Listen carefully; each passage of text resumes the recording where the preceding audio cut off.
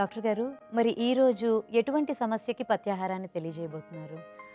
ఇవాళ ఏంటంటే స్పెసిఫిక్‌గా ఈ సంతాన సాఫల్యానికి అంటే ముఖ్యంగా పురుషులలో కొన్ని కొన్ని ఇబ్బందుల వల్ల సంతానం కలగకపోవడం అనే సమస్య కనిపిస్తూ ఉంటుంది. అలా అంటే వీర్య కణాలలో సంఖ్య తక్కువగా ఉండడం కానీ, అవి సరిగ్గా లేకపోవడం, ఆరోగ్యంగా లేకపోవడం అలా రకరకాల సమస్యలు పురుషులలో ఉండేటువంటి సమస్యలు. వాటికి తగ్గించుకోవడానికి ఉపయోగపడే ఒక మంచి పత్యాహారం.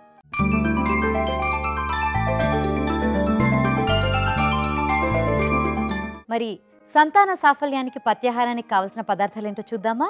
దూలగొండి గింజలు, మినపగుళ్ళు, ఖర్జూరం, శతావరి చూర్ణం, ఎండు ద్రాక్ష, పాలు, నీళ్లు, వెదురుప్పు, నెయ్యి, చక్కెర, తేనె. సంతాన సాఫల్యానికి పత్యాహారానికి కావలసిన పదార్థాలు చూసాం కదా, దాని తయారీ విధానం ఏంటో ఇప్పుడు తెలుసుకుందాం. సో డాక్టర్ గారు, ఎలా తయారు చేసుకోవాలంటారు? దీనికి మొట్టమొదట మనం స్టవ్ వెలిగించి ప్యాన్ పెట్టుకుందాం. సుమారుగా ఒక 400 మిల్లీలీటర్ల నీరు, 400 మిల్లీలీటర్ల పాలు 2 కూడా పోసి స్టవ్ మీద కాచుతుందాం. మనం మొట్టమొదట నీళ్ళు పోసుకుందాం. అంటే ఎప్పుడు లాగానే మీరు కొలత ప్రకారం తీసుకోండి. మేము సుమారుగా మీకు చూపించడం కోసం కొద్ది కొద్దిగా వేసి చూపిస్తాం. అది అలాగే 400 మిల్లీలీటర్ల పాలను కూడా ఇందులో పోద్దాం. ఇప్పుడు ఇందులో మనం మిగతా ద్రవ్యాలన్నీ ఒక్కొక్కటే ఎందుకు వేస్తున్నామో చెప్పుకుంటూ ఒక్కొక్కటి వేద్దాం ఇందులో. మొట్టమొదటిది ఏంటంటే దూలగొండి. దీన్ని వానరి అని కూడా అంటారు. కప్పికచ్చని రకరకాల సంస్కృతంలో పేర్లు ఉన్నాయి.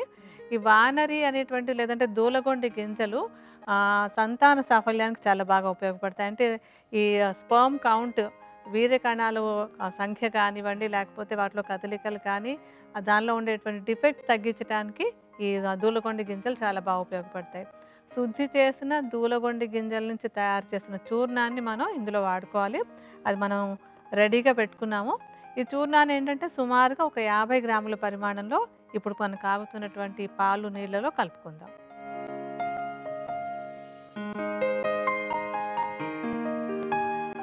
తర్వాత మినపగుళ్ళు. మినపగుళ్ళు కూడా వృష్య ఔషధాలు అంటాం. వృష్యం అంటే ఏంటంటే సంతానం కలగడానికి కావాల్సినటువంటి కణాలని ఉత్పత్తి చేయగలిగినటువంటివి.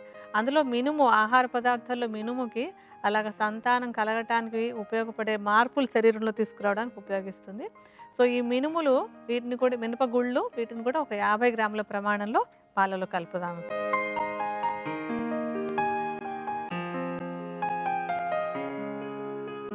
తర్వాత ఎండు ఖర్జూరాలు. ఎండు ఖర్జూరాలు కూడా మంచి రసాయనం. ఇవి కూడా ఏంటంటే వీర్యకణ ఉత్పత్తికి బాగా తోడ్పడతాయి. వీటిని కూడా ఒక 50 గ్రాముల ప్రమాణంలో ఎండు ఖర్జూరాలను తీసుకుని దానిలో గింజలు తీసేసి ముక్కల్లాగా చేసి ఆ ముక్కల్ని కూడా ఇందులో వేసి ఉడికించుకుందాం. తర్వాత శతావరి. శతావరి కూడా సంతానోత్పత్తికి చాలా బాగా ఉపయోగపడేటువంటి ఒక మంచి రసాయనమైనటువంటి మూలిక. శతావరి చూర్ణాన్ని మిగతా వాటితో సమానంగా ఒక 50 గ్రాముల ప్రమాణంలో దీన్ని కూడా ఈ పాలల్లో వేద్దాం ఇప్పుడు.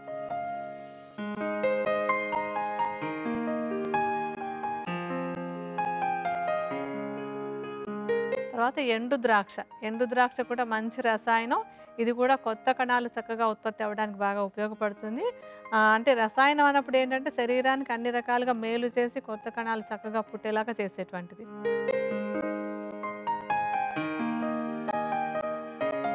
ఒకసారి బాగా కలిపి మరగనిద్దాము. ఇప్పుడేంటే ఇలా అన్నీ కలిపేసి పొయ్యి మీద పెట్టుంచి సన్నటి మంట మీద నెమ్మదిగా కాగనివ్వాలి. ఎంతసేపు అంటే మనం సమానంగా నీళ్లు పాలు పోసాం కదా, నీళ్ళన్నీ ఎగిరిపోయి కేవలం 400 మిల్లీలీటర్ల పాలు మిగిలేలాగా దాన్ని కాగనివ్వాలి.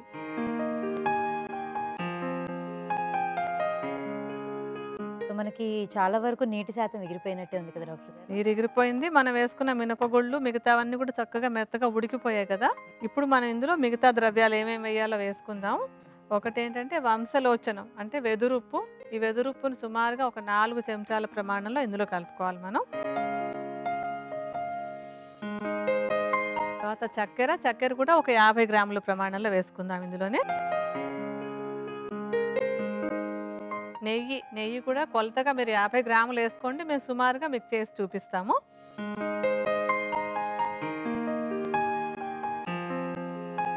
మొత్తం కలిపేస్తే ఒక రకమైన పాయసం లాంటి పదార్థం తయారవుతుంది మనకి ఇప్పుడు అది. చిక్కటి పాయసం. చిక్కటి పాయసం. పాలు, ఎండు ఖర్జూరాలు, ఎండు ద్రాక్ష అన్నీ కూడా ఉన్నాయి కదా! అన్నీ కలిపి మంచి రుచికరమైన ఆహారం తయారవుతుంది ఇది. ఇప్పుడంతా రెడీ అయిపోయినట్టే అది. మనం స్టవ్ ఆపేద్దాం.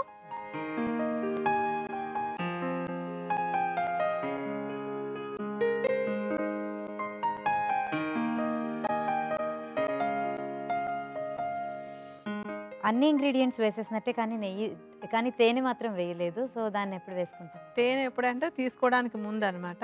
ఇప్పుడైతే పథ్యాహారం రెడీ అయిపోయినట్టే. ఇప్పుడు మనం అనుకున్నటువంటి సంతాన సాఫల్యానికి కావాల్సినటువంటి పథ్యాహారం, మంచి టేస్టీ పథ్యాహారం అండ్ చాలా ఎఫెక్టివ్‌గా ఉండేటువంటి పథ్యాహారం రెడీ అయిపోయింది. ఓకే.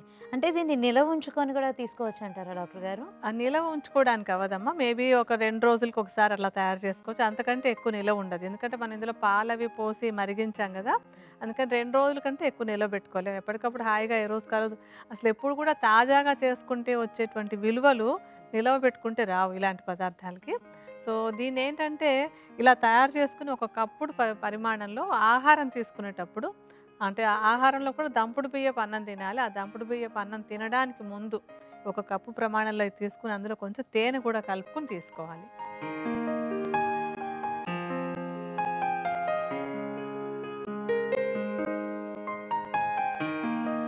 ఇప్పుడు సంతాన సాఫల్యానికి పత్యాహారం తయారైపోయినట్టే అంటారు. తయారైపోయింది. చక్కగా దీనేంటంటే సంతానం అంటే కలగటలేదు, మేల్ ఇన్ఫెర్టిలిటీ ఉంది అనుకున్నప్పుడు అలాంటి వాళ్ళు దీన్ని రెగ్యులర్‌గా తీసుకుంటూ ఉండాలి. 3-6 నెలల పాటు రెగ్యులర్‌గా తీసుకుంటున్నట్టయితే గనక ఒక మంచి ఔషధంలాగా ఉపయోగపడి సంతాన సాఫల్యానికి ఇది చక్కగా తోడ్పడుతుంది.